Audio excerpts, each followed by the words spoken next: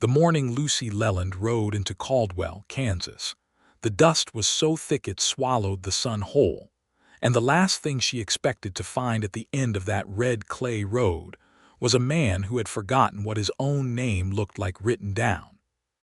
It was the spring of 1878, and Caldwell was a town that sat right on the edge of the Kishom Trail like a bruise on the land, loud, restless, always raw with the smell of cattle and wood smoke, and something that might have been ambition or might have been desperation, depending on the hour you asked.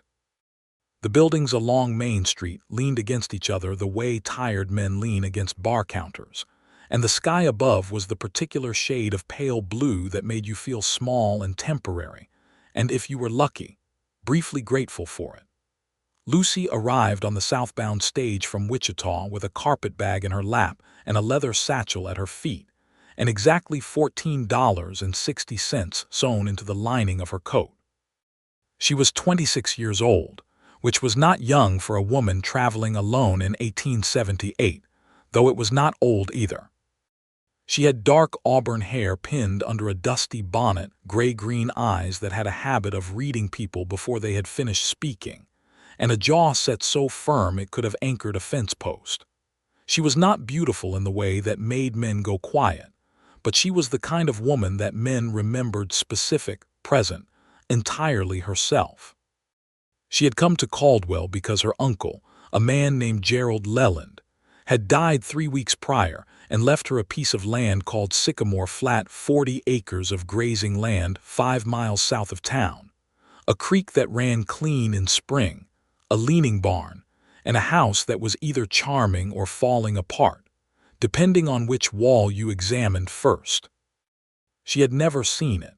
She had not seen her uncle in 11 years, but $14.60 and a piece of land was more than she had in Wichita, where she had been working as a seamstress in a shop that paid her barely enough to keep herself in thread and rent, and so she had packed everything she owned into 2 bags and she had come. The stage lurched to a stop outside the Drover's Rest, which was simultaneously the best hotel and the only hotel in Caldwell, and Lucy stepped down onto the wooden walk with her bags and her composure, and looked at the town with the kind of careful, slow attention that told you she was cataloging everything she saw. A horse tied to the rail outside the general store lifted its head and regarded her with large, dark, philosophically inclined eyes. She regarded it back. "I feel the same way," she said to it quietly, and then she picked up her bags and went to find someone who could tell her how to get to Sycamore Flat. The man at the front desk of the Drover's Rest was named Hiram Potts, and he was the kind of man who had opinions about everything and kept them just barely contained behind a desk, like water behind a dam that was always one hard rain from failing. He told her that Sycamore Flat was indeed 5 miles south, that the road was passable if it had not rained, that her late uncle had been, in his measured opinion, a difficult man to like, and that if she needed any assistance sorting out the land paperwork she ought to find Simon Hawkins. "He knows land," Hiram said, with the particular inflection that suggested this was either a recommendation or a warning. "Knows it better than anyone in this county. Used to survey. Now he just fixes fences and keeps to himself mostly, but he knows every deed and claim in this territory." "Where do I find him?" Lucy asked. Hiram pointed vaguely south and west. "Try the livery first. He does some work for Pete Dunmore out there. If he is not at the livery, try the edge of town. He has a place about a 1/4 mile past the blacksmith. You will know it because there is a big cottonwood in front and a black horse in the paddock that looks like it has strong opinions about strangers." Lucy thanked him, took her key, went upstairs, and set her bags down in a small room with a window that faced south. She could see the flat, dry land rolling out toward the horizon, and somewhere out there, under that wide, aching sky, 40 acres that belonged to her. She stood at that window for a long moment and let herself feel the weight of what she had done, leaving the only city she had known, coming to a place where she knew no one, staking something on a strip of land she had inherited from a man she barely remembered. Then she unpinned her bonnet, smoothed her hair, and went to find Simon Hawkins. She found him at the livery, as Hiram had suggested she might, though what she found was not precisely what she had expected. She realized later, someone official, a man with a ledger, a man who looked like paperwork. What she found instead was a man on his knees in a stall, his hands deep in the front hoof of a bay mare, talking to the horse in a low, unhurried voice the way you talk to something that needs to trust you before it can let you help it. He was somewhere in his early 30s. She guessed lean in the way that comes from working outside, with dark brown hair that needed cutting and a jaw that had not seen a razor in several days. His shirt was rolled to the elbows. There was a scar along his left forearm that caught the light from the open stable door. He was not a large man, not what you would call imposing, but there was a steadiness to him, a quality of stillness even in motion, that made him seem like the kind of person who had decided long ago exactly how much of the world he was willing to be disturbed by and had held to that decision ever since. "Mr. Hawkins," Lucy said. He did not startle. He finished what he was doing, gently setting the hoof down, running his hand once along the mare's leg as if to reassure her that the ordeal was over, and then he stood and turned. His eyes were brown and quiet, and they looked at her the same way she had been looking at the town, cataloging without judgment. "Yes," he said. "My name is Lucy Leland. My uncle was Gerald Leland. He left me Sycamore Flat, and I have been told you are the person in Caldwell who knows about land claims and deeds and such things. I need help understanding what I have inherited." He looked at her for a moment, not rudely, just steadily. "Gerald Leland," he said, and something crossed his face, not quite grief, not quite trouble, more like the recognition of a complicated thing. "Did you know him?" she asked. "Some," he said. He wiped his hands on a cloth hanging from a nail on the stall post. "He was a hard man to know well." "That is consistent with what I have heard today," Lucy said. "I did not know him well myself. But he left me his land, and I have come to see what is there.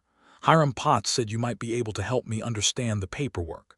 Simon Hawkins looked at his hands. He looked at the mare. He looked back at Lucy, and there was something in his expression that she could not quite read, something careful and old and slightly pained, like a door that had been closed a long time. "I can ride out there with you tomorrow morning," he said. "Show you what the land looks like, tell you what I know about the deed. There are some things you should probably be aware of before you go speaking to anyone official." There was something in the way he said that last part that made her stand a little straighter. "What kind of things?" she asked. "Tomorrow," he said, not dismissively, "just not today. It will make more sense when you can see the land." She considered pushing and decided against it. He did not seem like a man who was keeping things from her out of malice. He seemed like a man who believed context mattered. "Tomorrow morning, then," she said. "What time?" "6," he said. "Bring the deed if you have it." She did have it, the original document that had arrived with her uncle's lawyer's letter, folded and refolded until the creases were soft as cloth. She had read it so many times she had nearly memorized the legal language, though she had not fully understood half of it. She said she would meet him at 6, and she went back to the Drover's Rest, and she ate a supper of salt pork and beans in the hotel's small dining room, and she lay in her narrow bed and listened to Caldwell settling into its nighttime self, the distant sound of piano music from one of the saloons, the occasional raised voice, the steady conversation of crickets, and she thought about the way Simon Hawkins had looked when she said her uncle's name. That complicated recognition. That door shut for a long time. She told herself it was probably nothing more than the ordinary friction of frontier living, the small histories and grudges and debts that accumulated between people in a small town over years.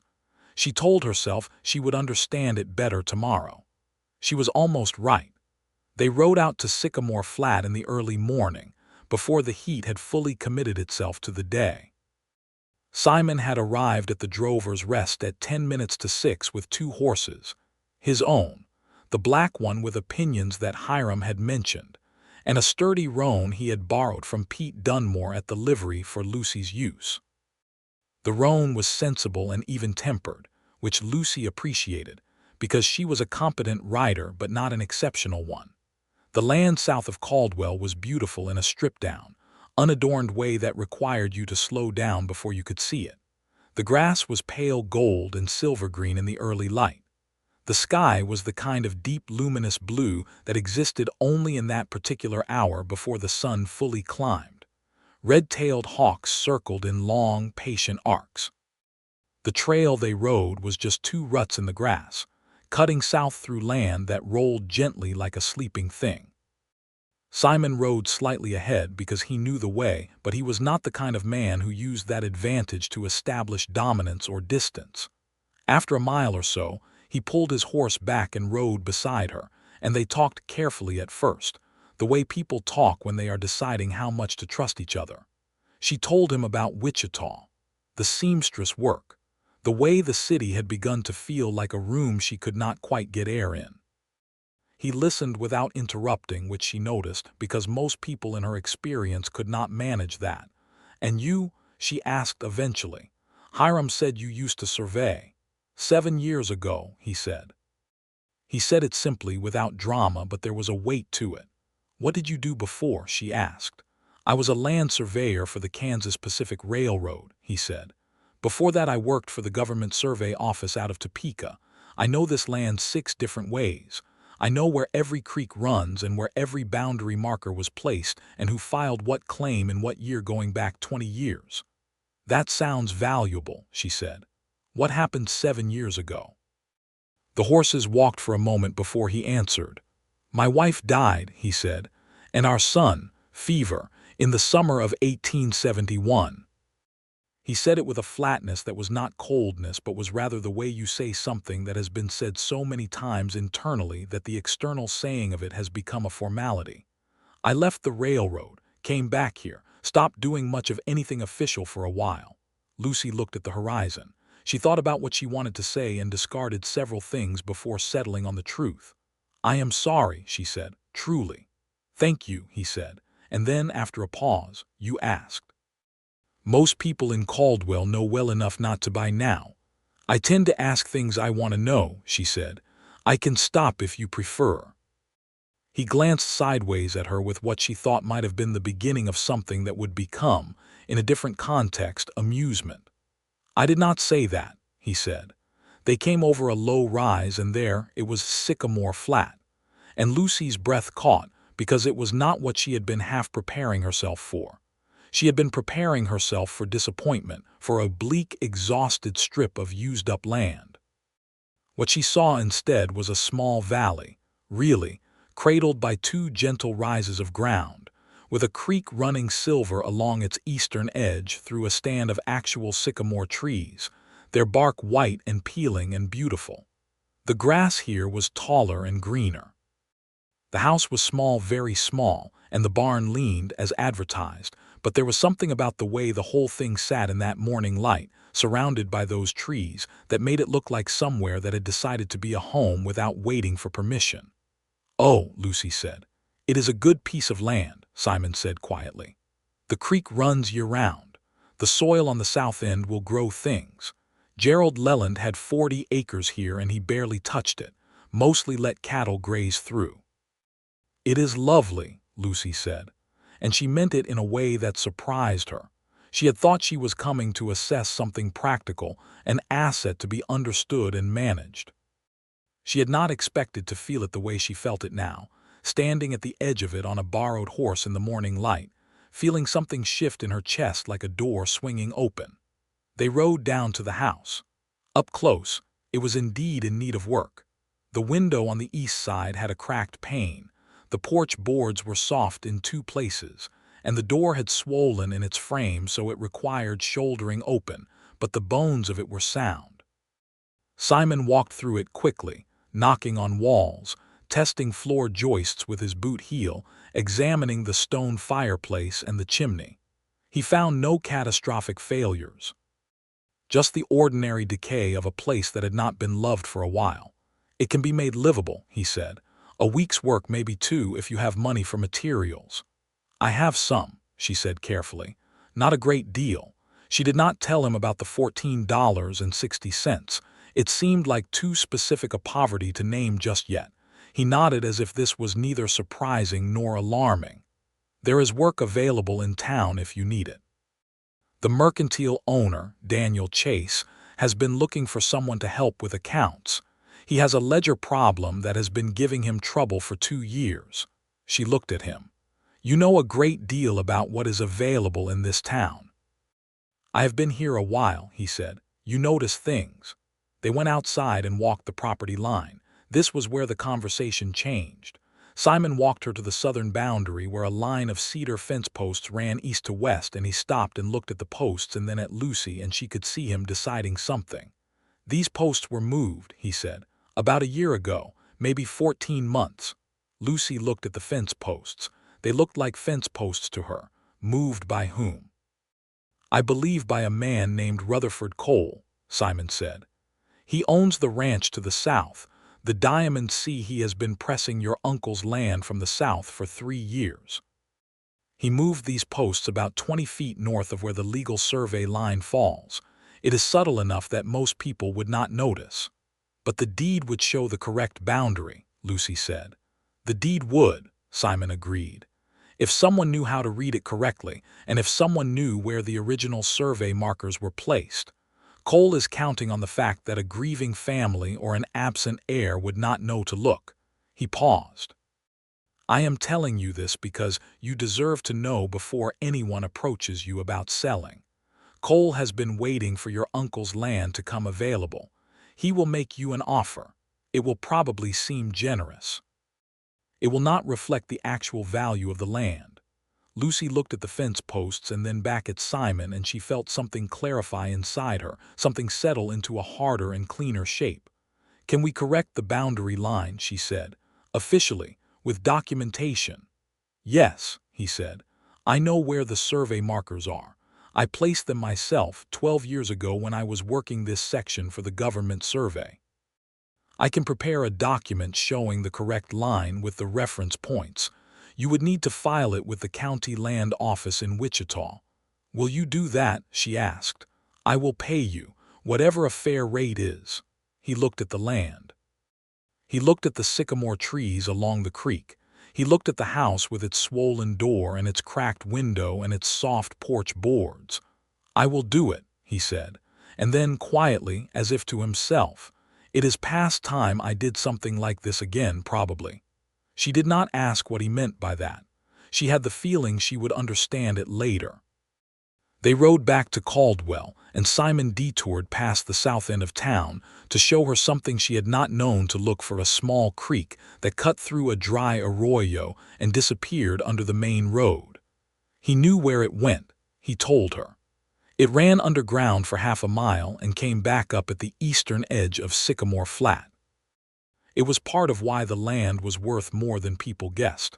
How do you know all of this? She asked. All of these hidden things about the land. Because I spent 10 years learning it, he said, and because I never really stopped knowing it, even when I stopped doing anything about it. She heard what was underneath that.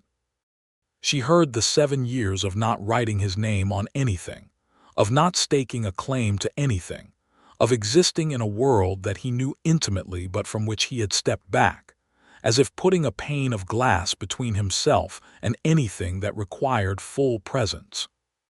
She heard it and she filed it carefully, the way you file something that you expect you will need to understand better eventually. The next morning she went to see Daniel Chase at the mercantile and presented herself as a woman who was good with numbers and careful with ledgers. This was entirely true. The seamstress work in Wichita had included keeping the shop's accounts, a job she had taken on voluntarily when it became clear that the owner's arithmetic was cheerfully approximate. Daniel Chase was a round, worried man in his 40s who had 2 years of tangled accounts and the harried expression of someone who had been trying not to look at a problem long enough to hope it would solve itself. He hired her at $3 a week, starting immediately, and Lucy felt the particular satisfaction of a problem that could be solved with the skills she already possessed. She worked at the mercantile in the mornings and spent the afternoons at Sycamore Flat. She stayed at the Drover's Rest for the first 2 weeks, eating carefully to stretch her money, and every afternoon she rode the roan she rented from Pete Dunmore. She had worked out a reduced rate with him in exchange for helping his wife, Clara, with some mending out to the flat and worked. She replaced the cracked window pane herself, having learned the trick of it from a glazier in Wichita. She and a woman from town named Margaret Hobbs, who turned out to be both a neighbor and a formidable practical presence, relaid the porch boards over 2 afternoons while talking about everything from the price of flour to the particular character flaws of Rutherford Cole. Margaret had lived near Caldwell for 11 years and had opinions about everyone in it, delivered with a frankness that Lucy found deeply refreshing. Simon came out to Sycamore Flat 3 times that first week, not because she had asked him to, but because he was working on the survey documentation and needed to take precise measurements from the original markers. He worked with a quiet, methodical intensity, using a compass and measuring chain and a battered but precise level, recording numbers in a field notebook with small, careful handwriting. Lucy worked on the house while he worked on the survey, and they moved around the property without being in each other's way, occasionally passing near enough to exchange a few words. On the 3rd day, she made coffee on the small iron stove that worked perfectly despite everything else in the house being in disrepair, and brought a cup out to where he was kneeling in the grass taking a measurement, and he looked up with a surprise that he covered quickly with composure. But she had seen it, the split second of being caught off guard by a simple kindness. "Thank you," he said, and took the cup, and she sat on the grass nearby and drank her own coffee, and they were quiet together in a way that felt natural almost immediately. "Can I ask you something?" she said. "Yes," he said. "Hiram told me you used to survey before." She paused. "Have you not done any official land work since your wife died?" He turned the coffee cup in his hands. "No," he said. "I have helped people informally, advised them on boundary questions, told them what I knew. But officially, no. I have not filed a document in my own name, have not signed a deed, have not done anything that put me in the record of this territory since 1871. "Why?" she asked. He was quiet for a moment. "After they died," he said carefully, "putting your name on things felt presumptuous, like claiming a future you were not sure you had the right to." He stopped. "That probably sounds strange." "It does not sound strange at all," she said. "It sounds like grief." He looked at her. She looked back at him steadily, not looking away. "Yes," he said finally, "that is what it is." That evening, riding back to Caldwell in the long golden light, Lucy thought about grief and how it changed the shape of a person, not breaking them necessarily, but bending them around the absence of the thing they had lost until the shape of the absence became part of the shape of them. She thought about Simon Hawkins and his 7 years of not putting his name to anything, and she thought there was something deeply human and sad about it, and also something that could not go on forever. At the end of the 2nd week, Rutherford Cole came to see her.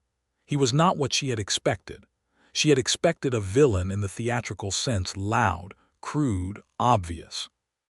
What she got was a man in his late 40s who was courteous and well-dressed, and had the kind of controlled, careful charm that was more dangerous than obvious menace, because it required you to keep paying attention. He came to the mercantile where she was working, and introduced himself and expressed his condolences about her uncle in a tone that was technically respectful and somehow still managed to convey that he considered her uncle to have been an obstacle rather than a person. He made his offer over the following 4 minutes. She clocked it in her head.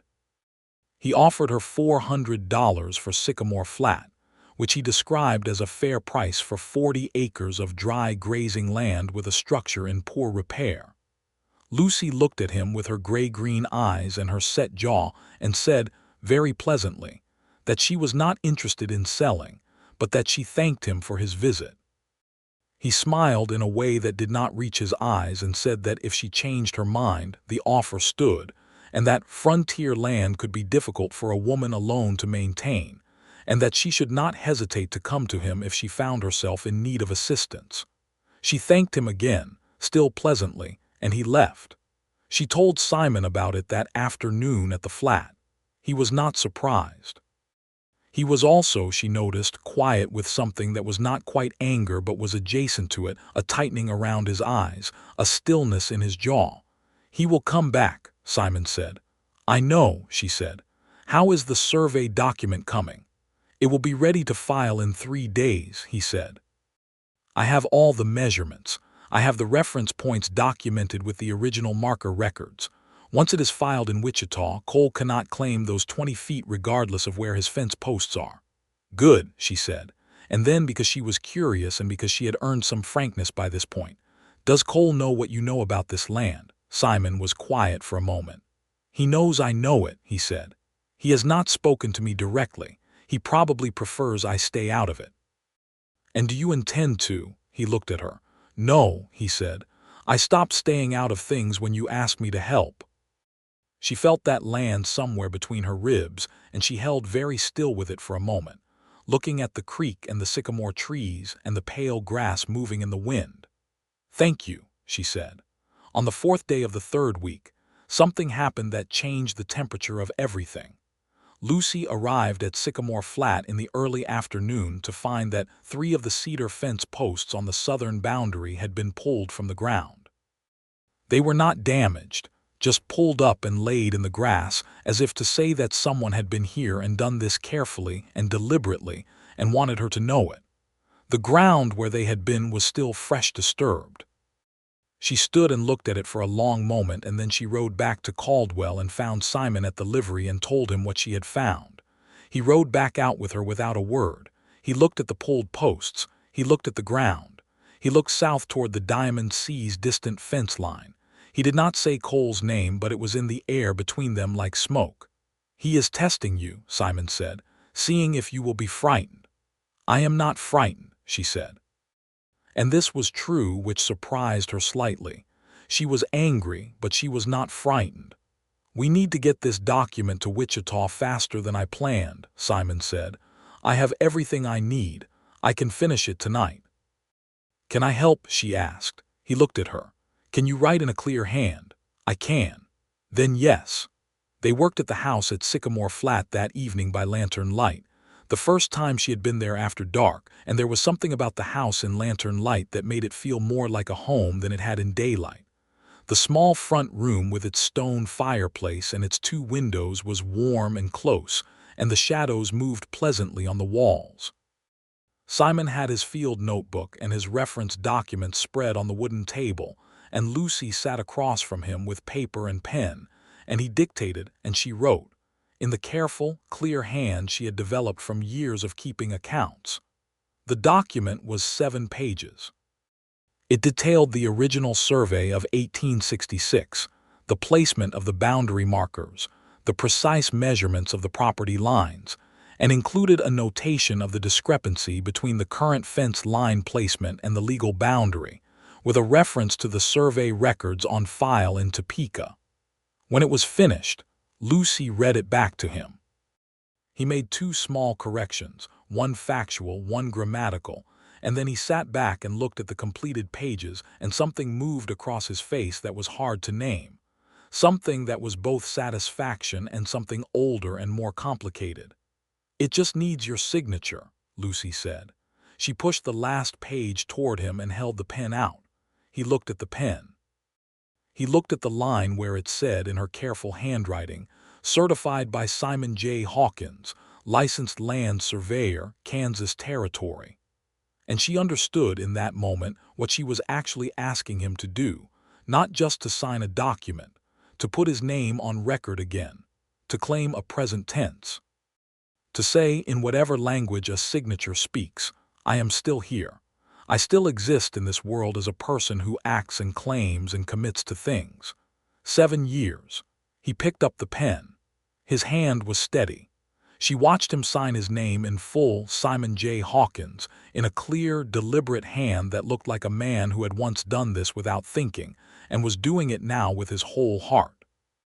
When he set the pen down, he sat very still for a moment, looking at his own name, and she had the sense of witnessing something private and significant, and she looked away, toward the window, to give him that.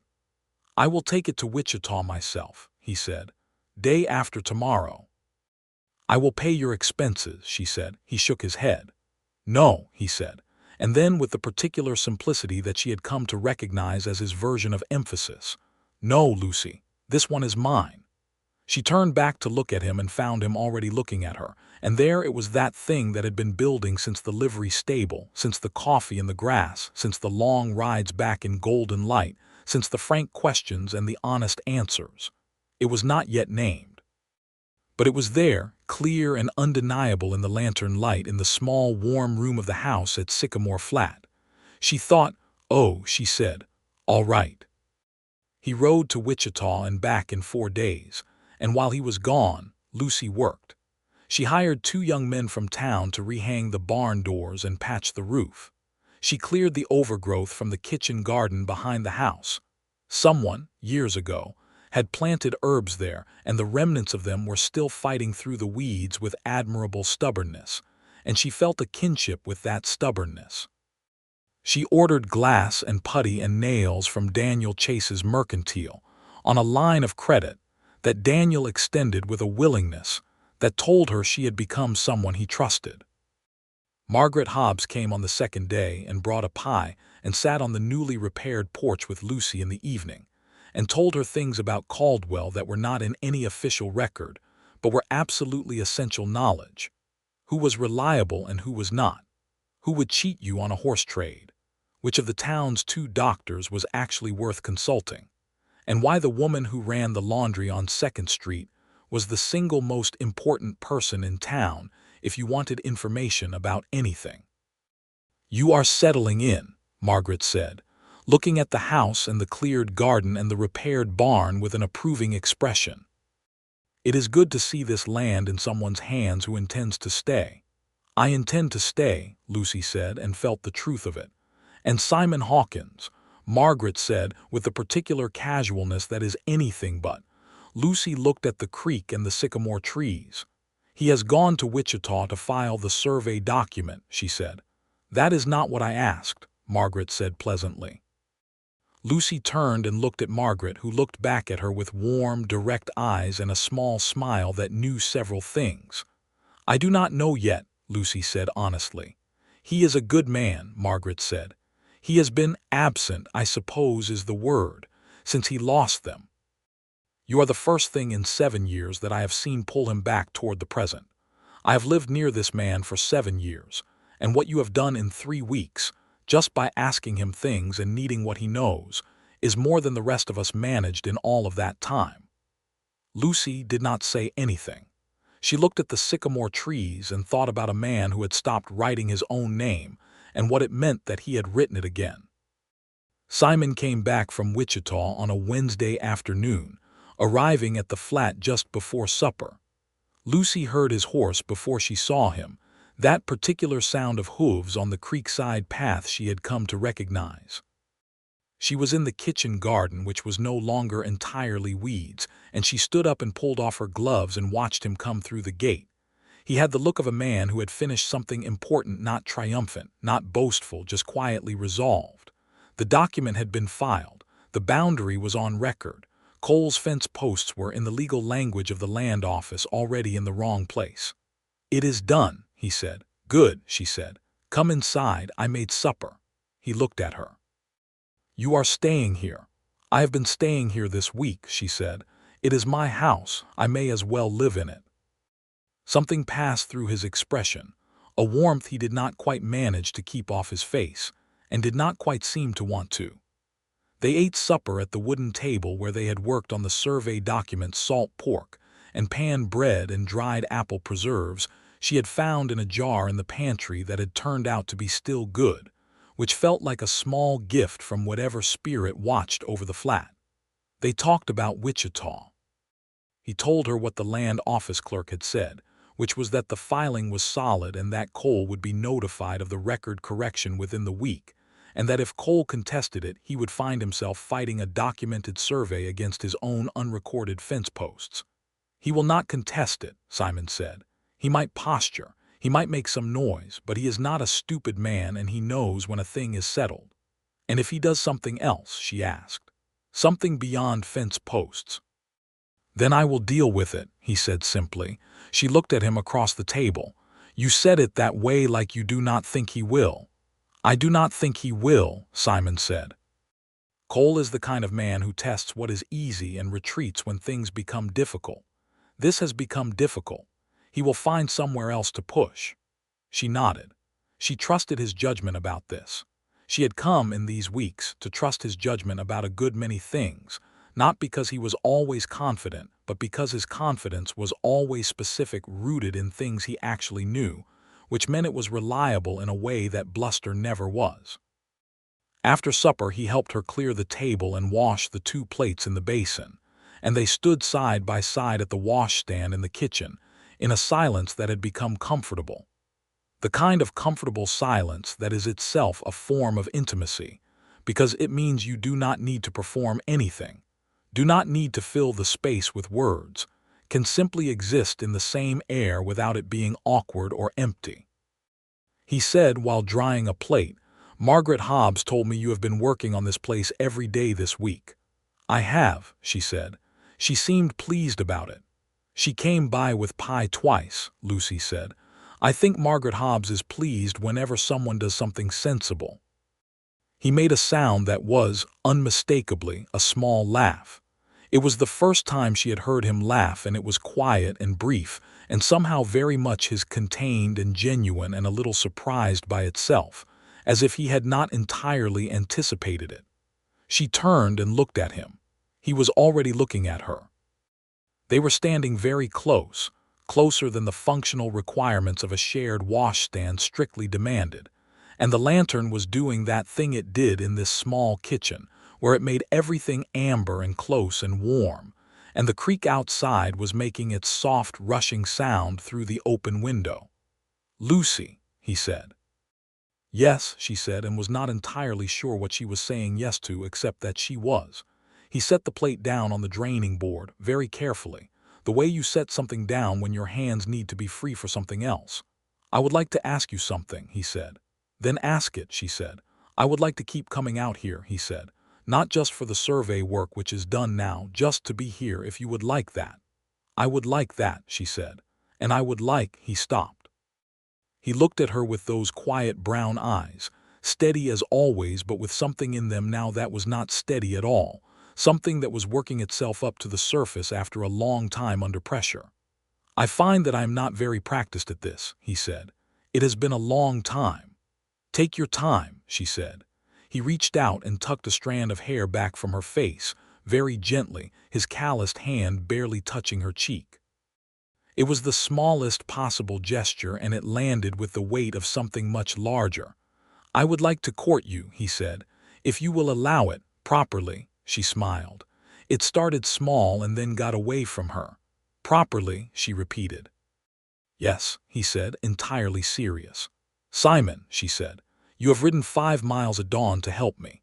You have spent your own time on my property documents. You rode to Wichita on my behalf and called it yours. You have been coming out here every afternoon for 2 weeks, and you have been very careful and very correct this whole time, and I will tell you that the propriety has been both admirable and, at certain moments, slightly maddening." His expression shifted. That not-quite smile got somewhat wider. "So that is a yes," he said. "That is an enthusiastic yes," she said. He did not kiss her then, because he was, as established, a careful and proper man when he chose to be, and also because in 1878 in Kansas you courted a woman before you kissed her, particularly if you intended to do it right. But he kept his hand against her cheek for a long moment, and she leaned into it just slightly, and it was enough. It was more than enough. The courtship of Lucy Leland and Simon Hawkins was watched by approximately the entire population of Caldwell, Kansas, with the avid interest that frontier communities bring to any human drama that does not involve violence or financial disaster. Hiram Potts at the Drover's Rest noted it with the expression of a man whose recommendation had worked out better than expected. Margaret Hobbs celebrated it with a 3rd pie. Daniel Chase said nothing, but gave Lucy a small, pleased nod one morning that communicated a paragraph's worth of approval. They rode together on Sunday mornings, before the heat committed itself, following the creek south from Sycamore Flat into the open grassland, where the land was undisturbed and the birds were loud and the sky was enormous. Simon knew every corner of this country the way you know something you have loved for years, and he showed it to Lucy with a generosity that was its own kind of tenderness. Here is the place where the creek splits, and you can see where the old Buffalo Trail used to run. Here is the section of limestone outcrop where you can see the fossils of things that lived here before anything else. Here is where the prairie dogs have their town, 300 holes in the earth, more organized than most human settlements. Lucy loved it. She loved all of it, the creek and the grass and the hawks and the vast sky, but she loved most of all the way Simon talked about it. Because when he talked about the land, his voice lost that careful flatness it usually carried and became something fuller, something that had room in it for feeling. And she understood that the land was the one place where grief had not reached him the same way it had reached everywhere else, not because it was an escape, but because it was permanent in a way that loss was not. The creek did not stop running. The limestone remembered everything. The land did not require him to be different from what he was. She told him this one Sunday, on the limestone outcrop, sitting with her back against a warm, flat rock, watching a red-tailed hawk work the thermals above the grassland. He was quiet for a moment. "I had not thought of it that way," he said, "but yes, that is right." "Do you still think about them?" she asked. "Every day," he said.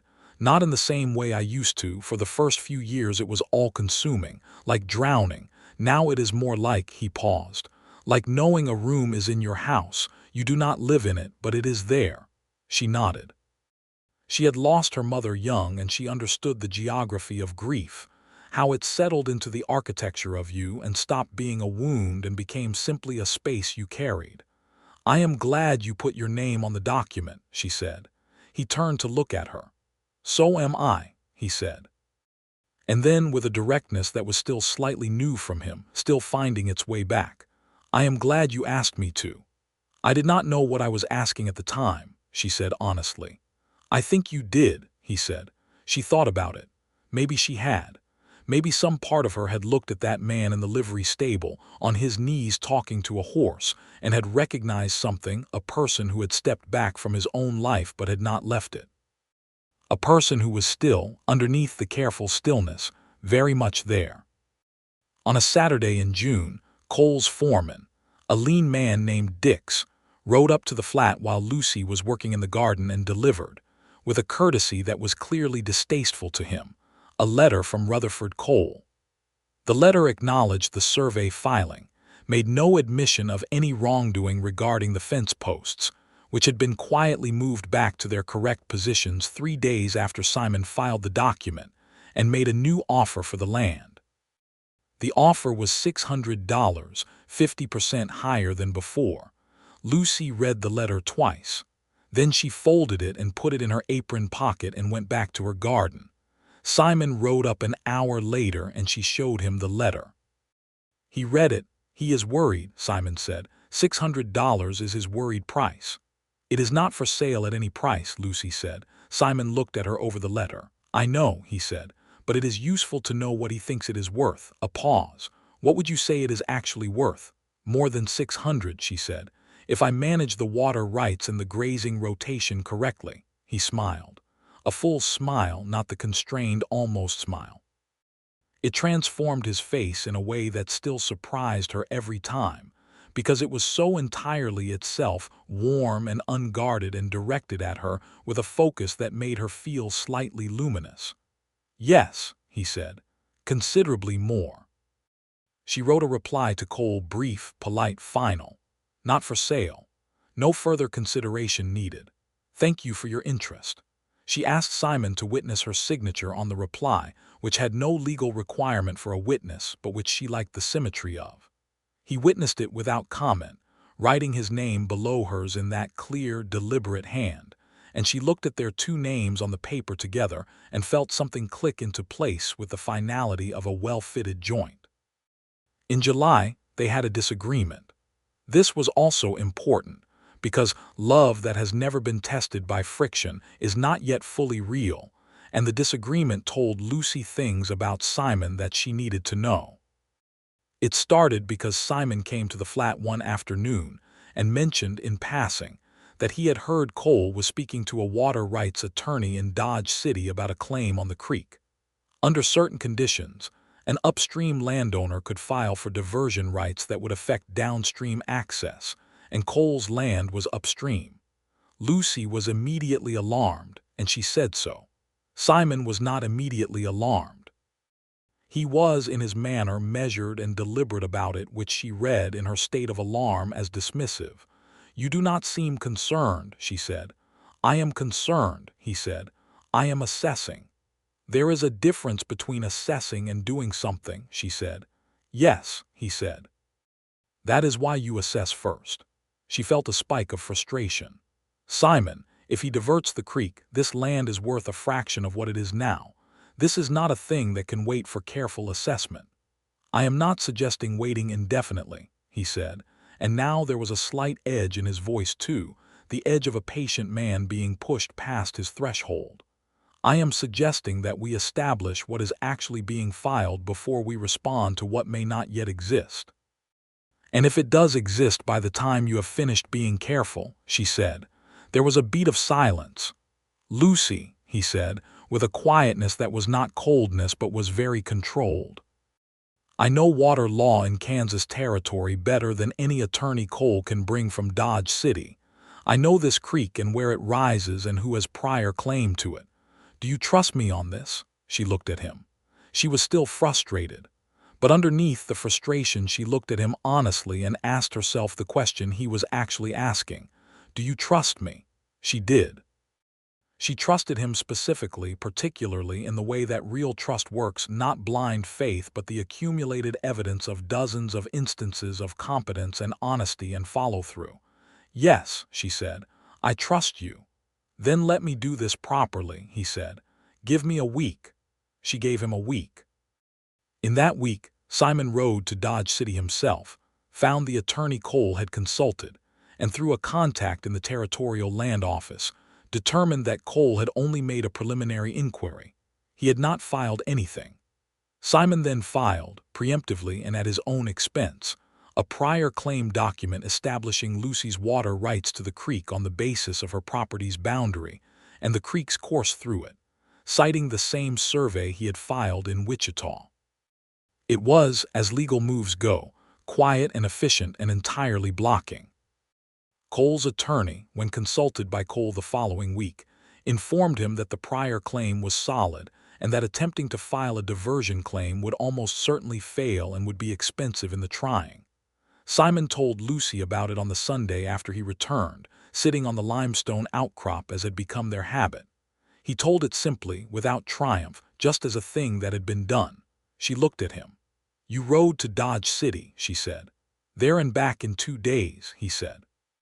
"You paid the filing fee yourself," she said. "The fee was $3, he said. "Simon, Lucy," she looked at the hawk above the grassland. She felt full of something that did not have a convenient word but was the precise feeling of being chosen not because you needed rescuing but because someone who could have stayed comfortable chose instead to act. "I will reimburse the $3, she said.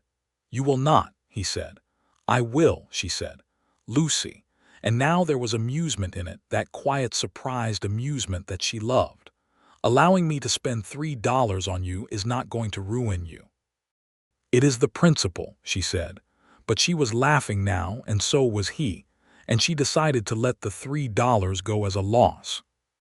The first time he kissed her, it was on the porch of the house at Sycamore Flat, on an evening in late July when the heat had finally begun to give a little, and the air coming off the creek smelled of water and grass. They had been sitting on the repaired porch steps watching the light go off the land, that long amber western light that did extraordinary things to the sky. And she had said something she could not afterwards remember exactly, and he had turned and looked at her, and whatever expression she was wearing had apparently resolved something for him, because he leaned forward and kissed her with the same careful, deliberate quality he brought to everything, and then slightly less carefully as the moment went on. And it was exactly right in a way that surprised neither of them. When he pulled back, he looked at her, and she looked at him, and neither of them said anything for a moment. "I have been wanting to do that since the second week," he said. "I know," she said. "Was it that obvious?" he asked. "Not to anyone else," she said, "but I was paying attention." He laughed and she laughed, and the creek ran its soft running commentary behind them, and the sky went from amber to rose to the deep luminous purple of a Kansas summer evening. She thought, sitting there, "I am going to stay here, not because I have to, because I want to. Because this land is mine, and this man is sitting beside me, and this evening is the most content I have been in years and possibly ever." In August, Cole made one more move. It was the last one. He sent two of his men, not Dick's, but two rougher hands from the summer hires, to pull the fence posts again. This time not quietly. This time in the afternoon when Lucy was alone at the flat when Simon was in town. They were not threatening in any direct sense. They did not speak to her, but they pulled 5 posts and stacked them in the field in plain sight of the house and then rode south without a word. Lucy watched them from the porch. She noted their horses, one gray with a distinctive blaze, one roan with a cut ear. She noted the time and the direction. And then she saddled the borrowed roan and rode to Caldwell at a controlled pace, because running your horse in August heat was foolish, and she went directly to the sheriff's office. The sheriff of Caldwell was a man named Travis Holt, who was neither heroic nor incompetent, just a working frontier sheriff who did his job to a reasonable standard and preferred to deal with things he could document.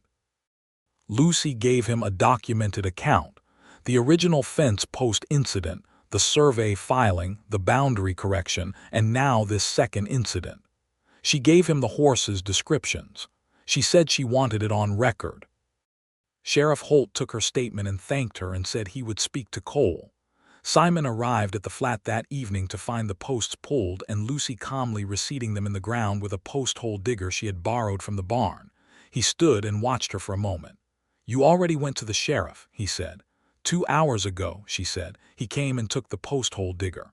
"I will finish these," he said. "You went a Holt alone." "It was the logical thing to do," she said. He drove the post into the hole and tamped the earth around it with the heel of his boot. "I am not saying it was not," he said. "I am—" He stopped.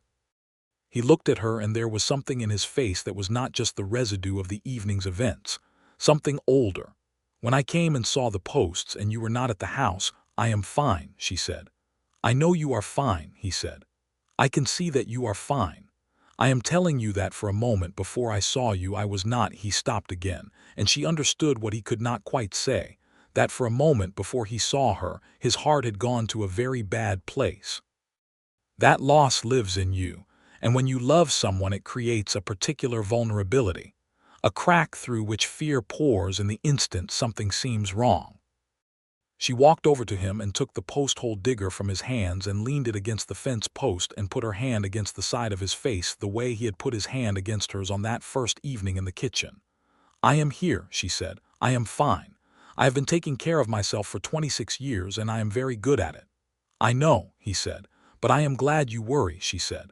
"A little." He turned his head and pressed a kiss to her palm, brief and warm.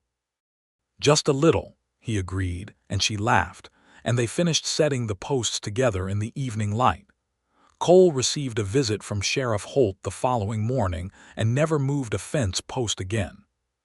By September, the house at Sycamore Flat was genuinely livable.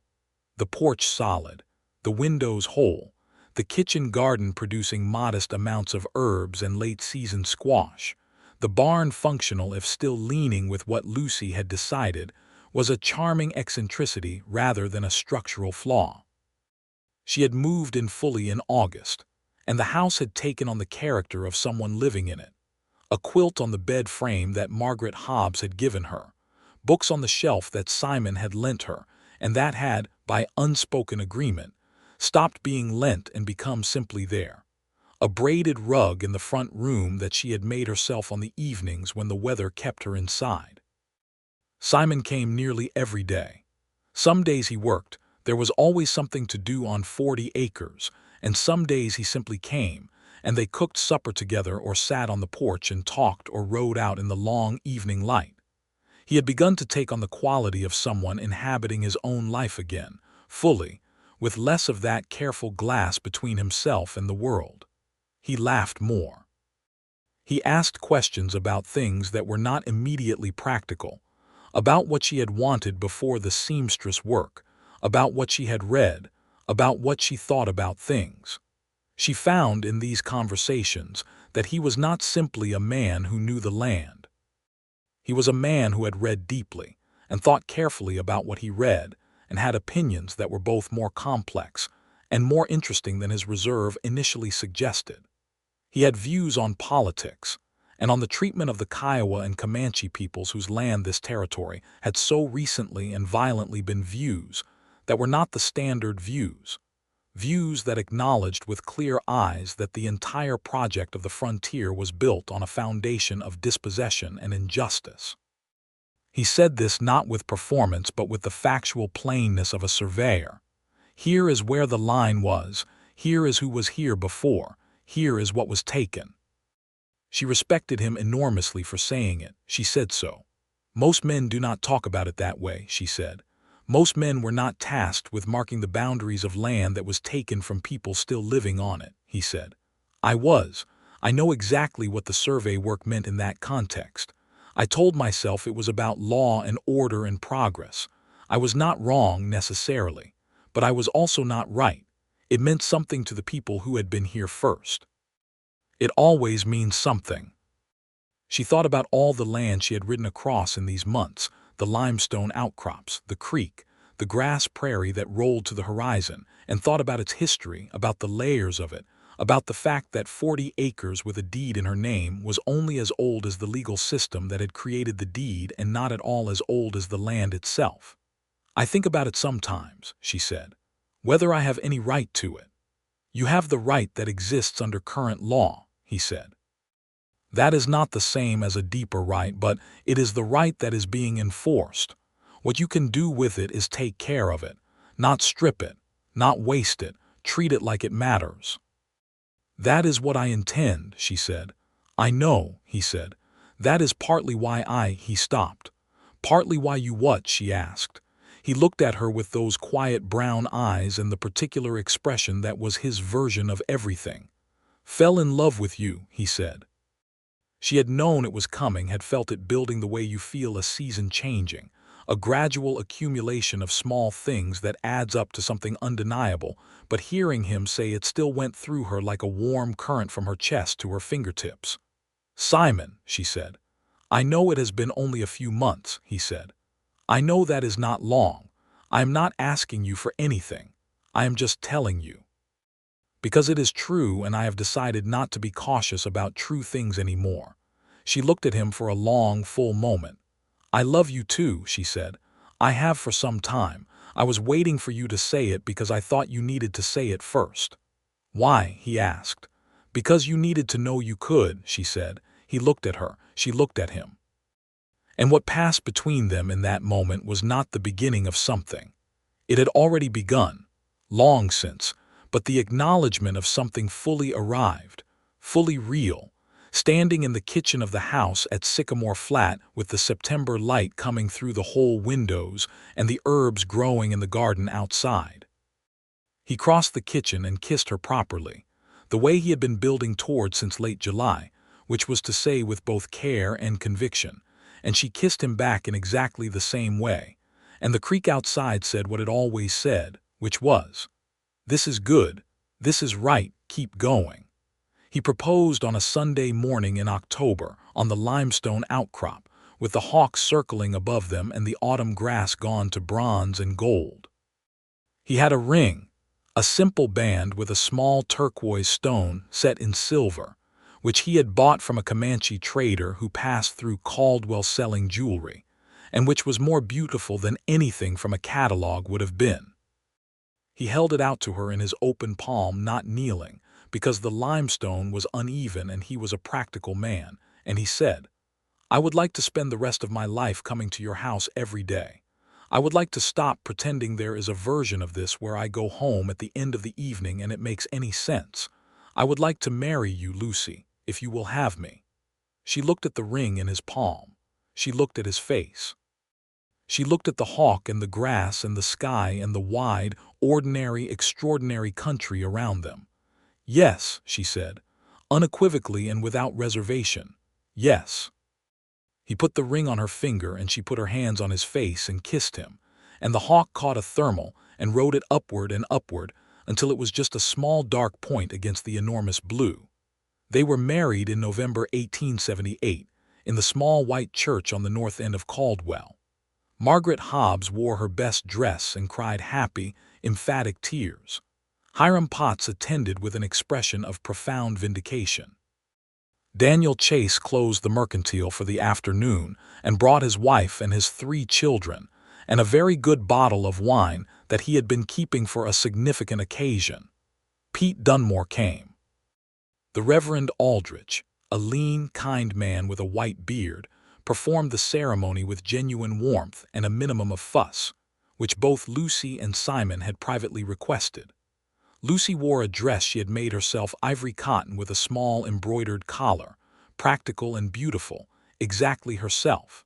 Simon wore a suit that fit him well and had been pressed by Clara Dunmore with iron and care and a great deal of goodwill. He stood at the front of the church and watched Lucy walk down the short aisle with the expression of a man who was still slightly surprised by his own happiness, who had not been certain such a thing was still available to him, and had not yet fully adjusted to the fact that it was. When the Reverend Aldrich asked if he took Lucy Leland as his wife, Simon said, "I do," in a voice that was quiet and entirely certain, and Lucy said her own, "I do," looking directly at him, and they were married. At the small celebration afterward in the churchyard, with Margaret's pie and Clara's bread and Daniel's wine, and the November sky high and cold and clear above them, Lucy stood with Simon's hand in hers and looked around at these people. This town she had come to a stranger, this place she had not known existed in March, this life that had assembled itself from a carpetbag and $14.60, and the deed to 40 acres of land, and she felt a fullness that had no adequate name. "Happy?" Simon asked quietly beside her. "Unimaginably," she said. He brought her hand to his lips. "So am I," he said. "I had forgotten it was possible." "I know," she said. "I am glad you remembered." They moved Simon's things to Sycamore Flat the following weekend, which was not a large undertaking because Simon had very deliberately not accumulated things in 7 years, as if possessions were a form of claim on the future he had been uncertain of his right to make. His books, there were many of them, filled 2 crates. His surveying equipment took another crate. His clothes fit in a single trunk. His horse moved to the paddock beside the roan Lucy still rented from Pete Dunmore, but was saving to buy outright. In the evenings, they unpacked his books onto the shelves, and the books from her shelf mingled with the books from his, and the shelf became something neither of them had owned alone. He showed her his surveying tools and explained what each one did, and she found them beautiful precision instruments, each with a specific purpose, each representing a particular way of knowing the world exactly. She held the compass and let it settle to north. "This is what you did for 10 years, she said. "Yes," he said. "Did you love it?" "Very much," he said. He paused. "I am going to do it again, properly. I have been thinking about registering with the county surveyor's office in Wichita. They have been short of licensed surveyors since Cartwright retired. It would be part-time work. I would still be here most of the time." She turned to look at him. "Simon, you should do it.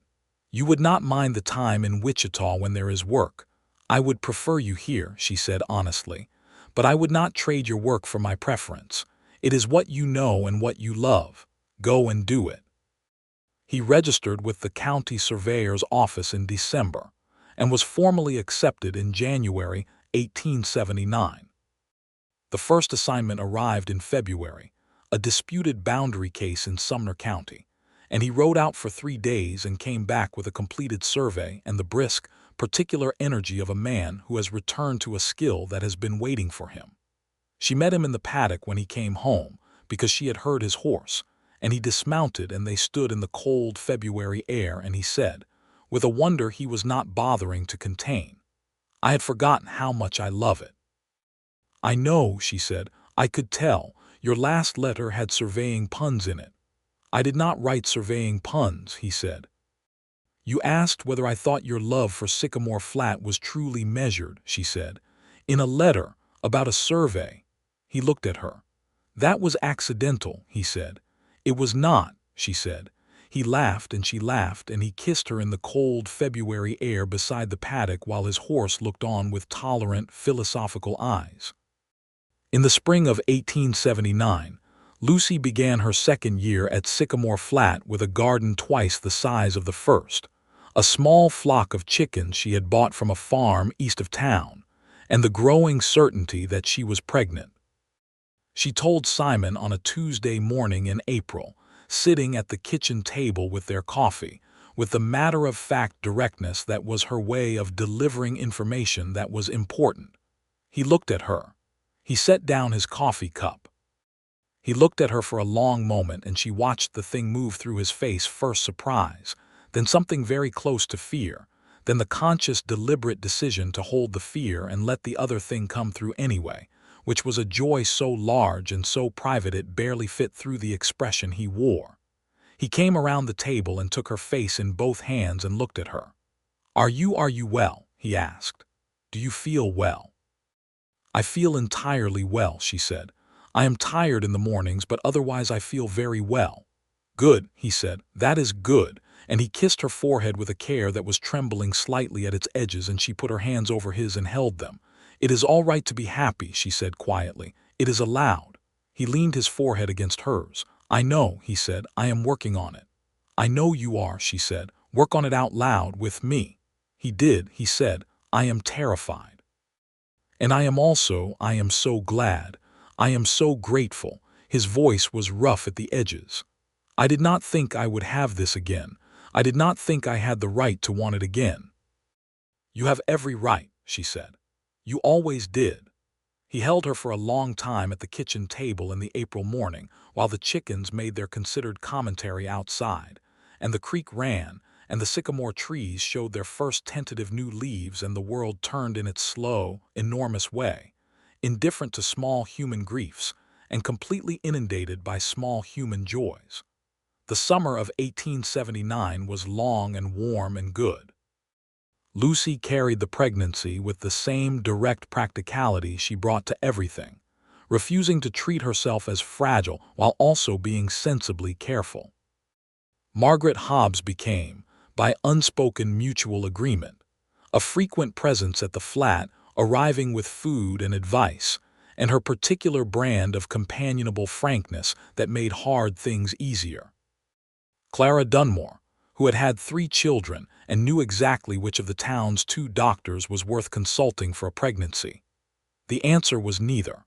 One of them was a drunk, and the other had good intentions and terrible hands, recommended instead the midwife 2 miles east of town, a Cherokee woman named Adeline Mourning, who had delivered babies in this territory for 20 years and had a reputation for calm competence that was unimpeachable. Lucy met Adeline in June and liked her immediately, a precise, observant woman in her 50s, who examined Lucy with professional thoroughness and declared her in excellent health and the baby well positioned, and who thereafter came monthly, and then more frequently as the time drew closer. Simon, for his part, navigated the summer with the particular attentiveness of a man who had learned that the world could take things, and had decided this particular thing he would be present for in every possible way. He was not anxious in a way that spread. He was anxious in a way that turned inward, that made him careful and watchful, and sometimes, in the evenings, very quiet. She understood his quiet now and did not try to fill it. She let him have it, and then, when he came back from wherever he had been in himself, she was there. He told her, one evening on the porch in August, about his son. His name had been James, and he had been 3 years old when he died in the summer of 1871, and he had had Simon's brown eyes and his mother's laugh, and he had been afraid of nothing except thunderstorms, which had struck Simon as both touching and deeply relatable. He told it in the same quiet, factual way he had told everything hard, not as if it did not hurt, but as if it was important to say it accurately. Lucy listened and did not say that she was sorry, because she had already said that and there was nothing more sorrow could do here. She said, "Tell me more about him. What else was he like?"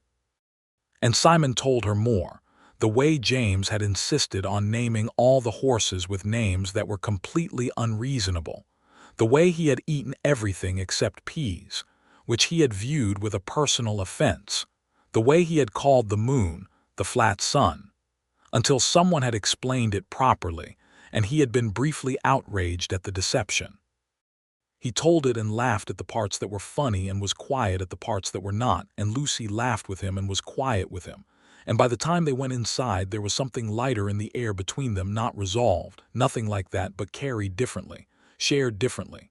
"Thank you," he said inside. "For what?" she asked. "For asking," he said. "People generally do not ask. They assume asking is too painful, but forgetting is the thing that is painful." "I know," she said. "That is why I asked."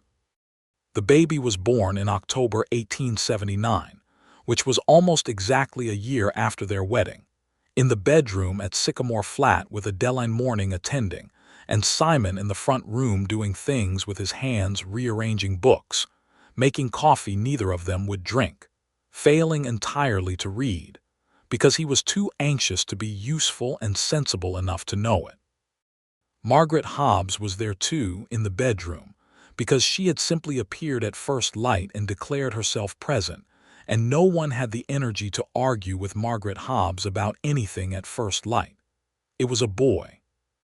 He was born in the early evening when the October light was long and golden through the bedroom window, and he was, as Adeline reported to Simon when she opened the door, entirely healthy and extremely vocal about having opinions about the world into which he had just arrived.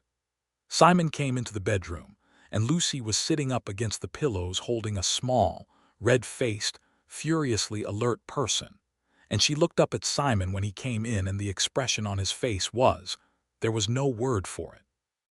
It was every feeling at once, grief and joy inseparable from each other, fear and love braided so tightly they had become a single thing, and something else underneath it all that was simply presence, being entirely, completely, with no reservation in this moment and in this life.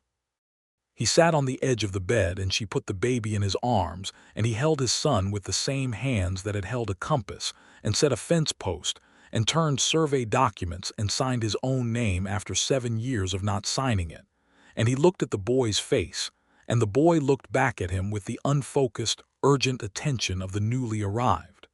"Hello," Simon said quietly, not to anyone else. Just to his son. Lucy watched his face.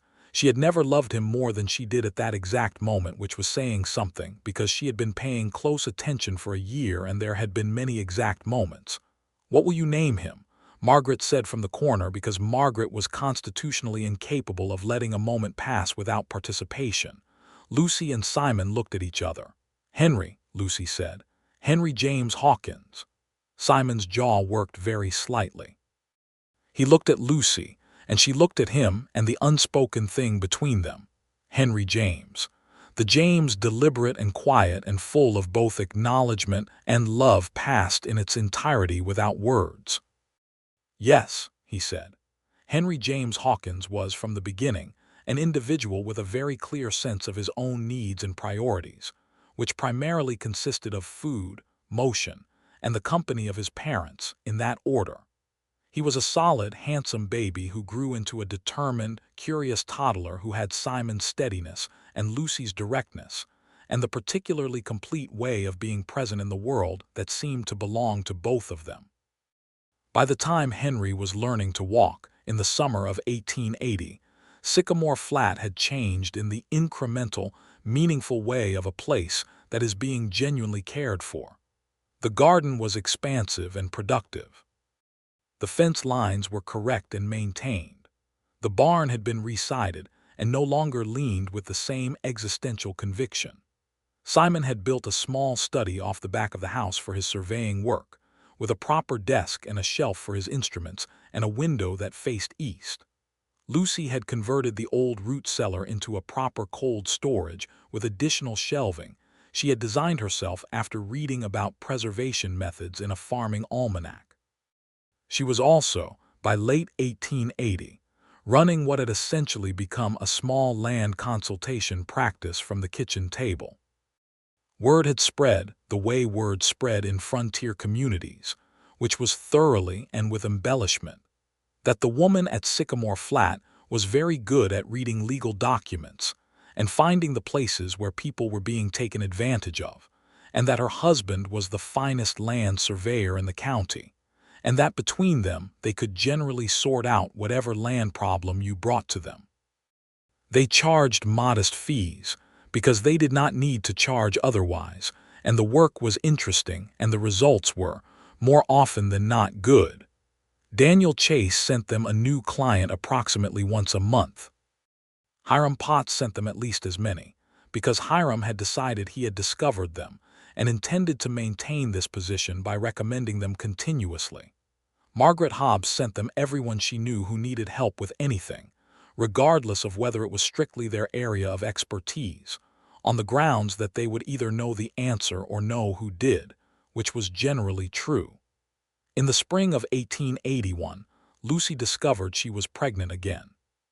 She told Simon at the kitchen table again, the same table, the same Tuesday morning ritual of coffee and directness.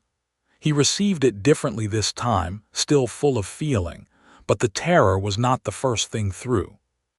The joy was first this time, clear and uncomplicated, the joy of a man who had decided to accept the good things that came to him.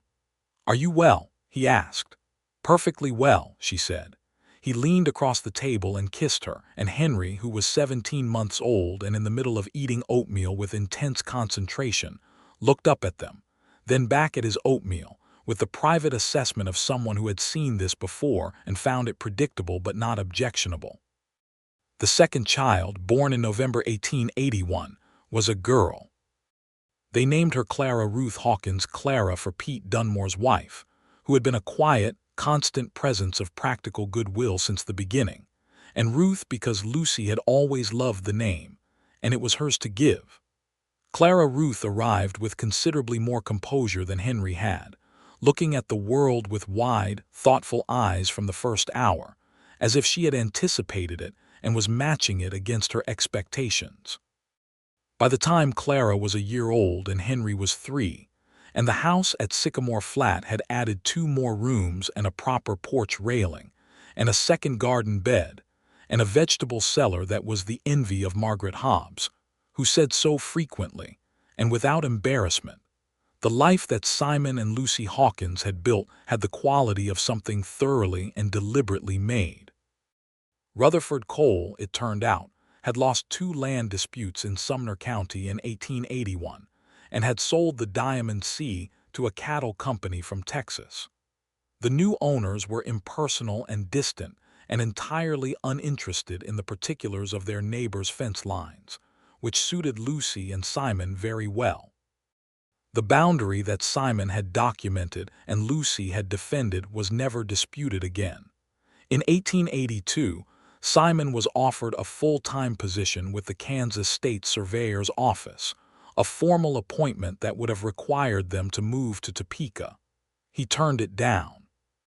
He wrote the letter of regret at the kitchen table with the same deliberate handwriting he had used to sign the survey document 4 years earlier, and Lucy sat across from him while he wrote it and did not say anything because he had already told her his reasons, and she had already said she would support whatever he decided. When he finished the letter, he looked at it for a moment and then looked at her. "I made the right decision," he said. "I know," she said, "but it was yours to make. I am glad you made it. Topeka does not have this creek," he said. "No," she agreed. "Or this kitchen," he said. "No." "Or you," he said. She smiled. She had been married to him for 4 years and he still made her smile like that, the smile that started small and got away from her. "Definitely not," she said. He folded the letter and went to post it, and when he came back, He was already planning what he would plant in the south field in the spring, and she went back to the account she was keeping for 3 clients simultaneously. And Henry played in the front room with his wooden horse, and Clara slept in the small bed in the corner. And the creek ran, and the sycamore trees leaned over it with their white and peeling bark. And the sky above the flat was the particular blue that required you to slow down before you could see it. This was the life they had built. This was the thing that had started in a livery stable with a woman asking a man about deeds, and a man who had not written his own name in 7 years looking at a pen she held out to him. This was what it had grown into: 40 acres and a creek, and a house full of books and surveying tools and children and food preserves, and a kitchen table that was the center of everything. A small and specific and irreplaceable life. In the years that followed, Henry grew into the particular shape of himself, serious about certain things, delighted by others, inclined to follow his father into the fields and his mother into the account books with equal enthusiasm, as if he could not quite decide which world was more interesting and had decided, wisely, not to. He was 7 when Lucy sat him down and showed him, very carefully, how to read a deed, and he looked at the document with his father's focused attention and said, very seriously, "So the numbers tell you where the land is?" And she said yes, and he said, "And if the numbers are wrong, the land goes to the wrong person." And she said yes, and he said, "That seems like a lot of responsibility for numbers." And she said it was, and he considered this for a long moment and then asked if he could go outside. Clara grew into her wide, thoughtful eyes, a girl who thought before she spoke, which made her seem older than she was, and who had a gift for the kind of precise observation that Simon recognized immediately, and with a pride so specific and personal it made him quiet in the best way. She was 5 when she asked him to explain his compass to her, and he spent an entire afternoon doing so. And she listened with the complete attention of someone who understood that this was important. They had a 3rd child in 1884, another boy, named Thomas Gerald Hawkins. The Gerald was deliberate, an acknowledgement of the complicated, difficult man who had, by dying, given Lucy the land that had given them all of this. It seemed right to honor it, even if honoring Gerald Leland required some charitable interpretation of his actual character. Simon had agreed with the careful logic of a man who understood that you could acknowledge complicated things without endorsing them. Thomas arrived in the world with a cheerful determination that characterized everything he subsequently did. He was not serious like Henry or thoughtful like Clara. He was enthusiastic, which was its own very important quality. By 1885, Sycamore Flat was by any measure that mattered a prosperous small farm. The garden produced enough to sell some at the Caldwell market. The grazing land supported 15 head of cattle that Lucy had bought gradually, 1 or 2 at a time, learning the business of it from Margaret Hobbs's husband, who had ranched for 30 years and was willing to share what he knew with someone who actually listened. Simon's surveying work was steady and respected, and took him from home several times a month, but no more than that. And when he came back from a survey job, the particular quality of his return, the way his face changed when he came through the gate and saw the house and the children and Lucy, had not altered in 7 years of marriage. It was always the same, that specific, deep relief and pleasure of coming home to the exact place where he wanted to be. One evening in the fall of 1885, when the children were asleep and the house was quiet, Lucy and Simon sat on the porch in the cool air with their coffee and looked at the land, the creek silver in the moonlight, the sycamore trees dark and still, the grass moving in a very faint wind. She had been thinking about something. She said it. "Do you remember," she said, "that the first time we talked I asked why you had stopped doing survey work?" "I remember," he said. "And you said it was because after they died, putting your name on things felt presumptuous," she said, "like claiming a future you were not sure you had the right to." "I said that," he said. She turned to look at him. He looked back at her in the moonlight.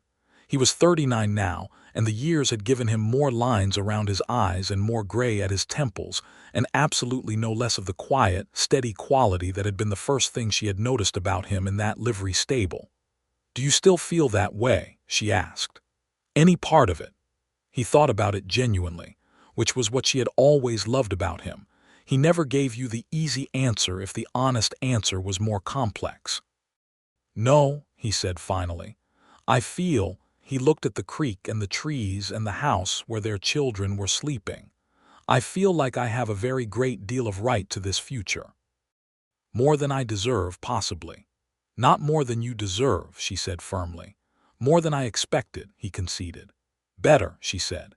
He reached over and took her hand, and they sat in the comfortable, illuminated quiet that was theirs, that they had built together out of ordinary days and hard decisions, and the particular kind of love that grows in the actual soil of a life lived together, which is less like a feeling and more like a fact.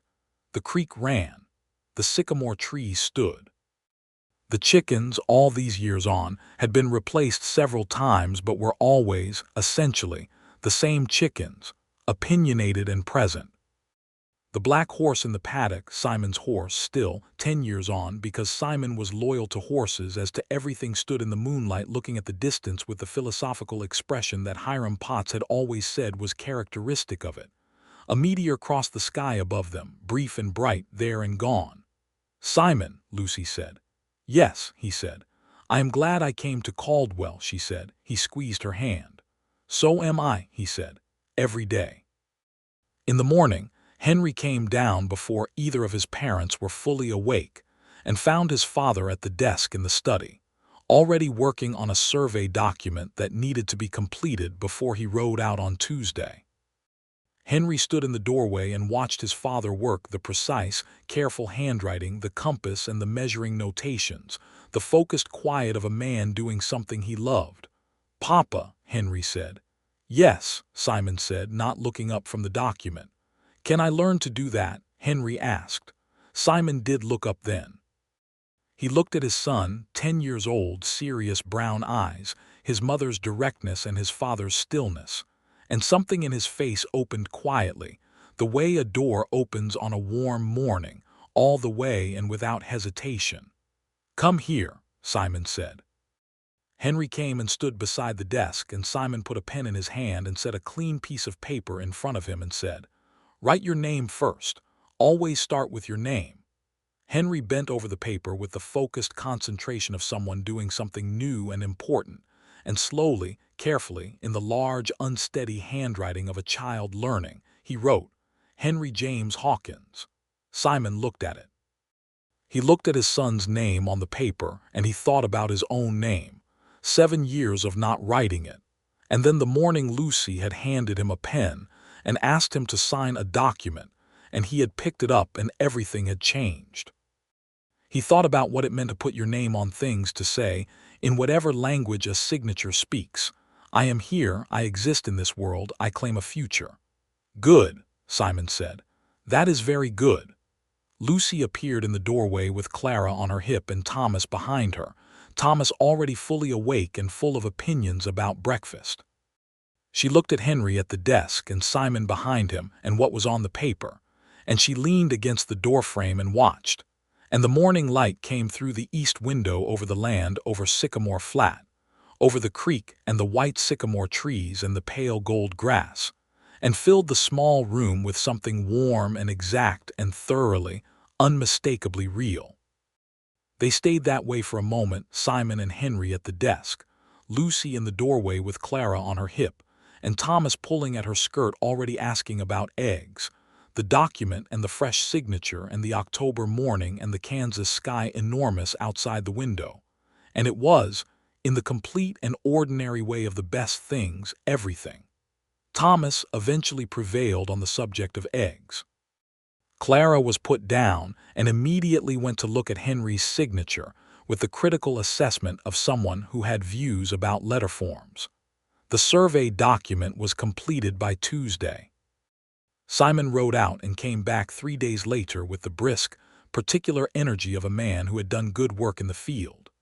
Lucy had sold a jar of her preserved tomatoes at the Caldwell market on Saturday, and used the money to buy a book she had wanted for months.